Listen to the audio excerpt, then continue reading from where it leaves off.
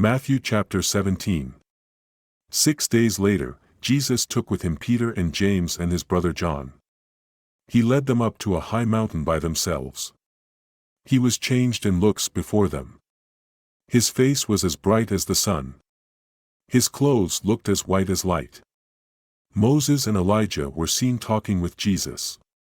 Then Peter said to Jesus, "Lord, it is good for us to be here. If you will let us, we will build 3 altars here. One will be for you and one for Moses and one for Elijah." While Peter was speaking, a bright cloud came over them. A voice from the cloud said, "This is my much-loved Son, I am very happy with him. Listen to him." When the followers heard this, they got down on the ground on their faces and were very much afraid. Jesus came and put his hand on them. He said, "Get up. Do not be afraid." When they looked up, they saw no one there but Jesus only. As they came down from the mountain, Jesus told them in strong words, saying, "Do not tell anyone what you have seen until the Son of Man is raised from the dead." The followers asked Jesus, "Then why do the teachers of the law say that Elijah must come first?" He said, "For sure, Elijah will come first and get things ready. But I tell you, Elijah has already come and they did not know him. They did to him whatever they wanted to do. In the same way the Son of Man will suffer from them also." Then the followers understood he was talking about John the Baptist. When they came to many people, a man came up to Jesus and got on his knees. He said, "Lord, have pity on my son. He is very sick and at times loses the use of his mind. Many times he falls into the fire or into the water. I took him to your followers, but they were not able to heal him." Then Jesus said, "You people of this day have no faith and you are going the wrong way. How long must I be with you?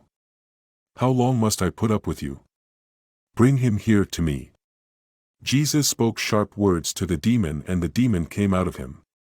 At once the boy was healed. The followers came to Jesus when he was alone. They said, "Why were we not able to put the demon out?" Jesus said to them, "Because you have so little faith. For sure, I tell you, if you have faith as a mustard seed, you will say to this mountain, 'Move from here to over there,' and it would move over. You will be able to do anything. But this kind of demon does not go out but by prayer and by going without food so you can pray better." While they were still in Galilee, Jesus said to the followers, "The Son of Man will be handed over to men. They will kill him, but he will be raised from the dead 3 days later." The followers were very sad. They came to the city of Capernaum. Those who gathered the tax for the house of God came to Peter. They said, "Does not your teacher pay tax money for the house of God?" Peter said, "Yes." When Peter came into the house, Jesus spoke to him first. He said, "What do you think, Simon?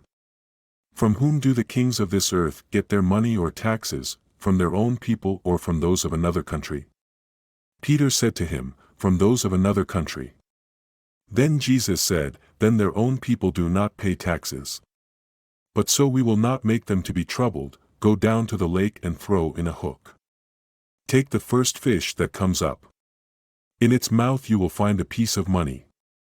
Take that and pay the tax for me and yourself." Matthew chapter 18.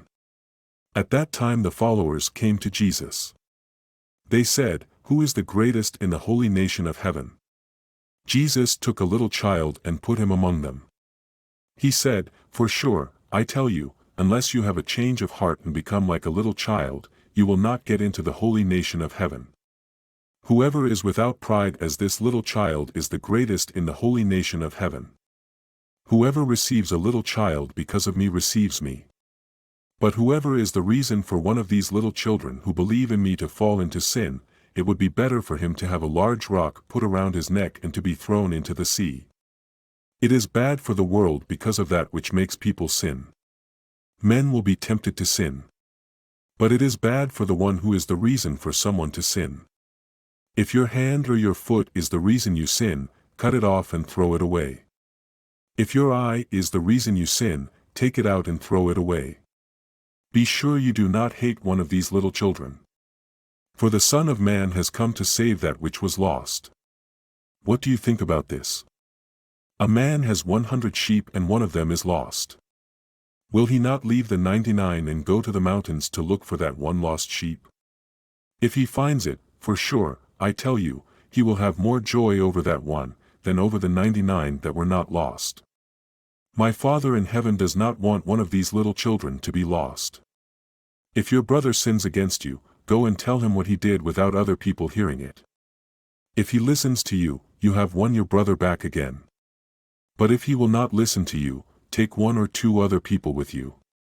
If he will not listen to them, tell the trouble to the church.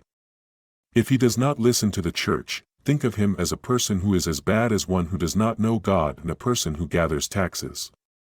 For sure, I tell you, whatever you do not allow on earth will not have been allowed in heaven. Whatever you allow on earth will have been allowed in heaven. Again I tell you this, if 2 of you agree on earth about anything you pray for, it will be done for you by my Father in heaven. For where 2 or 3 are gathered together in my name, there I am with them. Then Peter came to Jesus and said, Lord, how many times may my brother sin against me and I forgive him? Up to 7 times. Jesus said to him, I tell you, not 7 times but 70 times 7. The holy nation of heaven is like a king who wanted to find out how much money his servants owed him.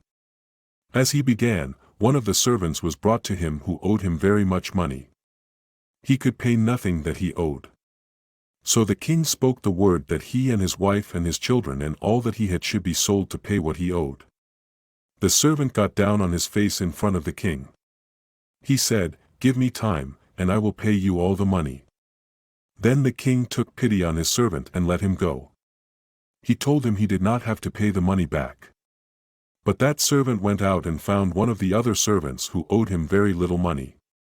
He took hold of his neck and said, Pay me the money you owe me. The other servant got down at his feet and said, Give me time, and I will pay you all the money. But he would not. He had him put in prison until he could pay the money. When his other servants saw what had happened, they were very sorry. They came and told the king all that was done. Then the king called for the first one. He said, You bad servant. I forgave you.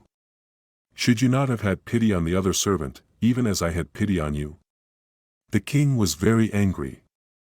He handed him over to men who would beat and hurt him until he paid all the money he owed. So will my Father in heaven do to you, if each one of you does not forgive his brother from his heart.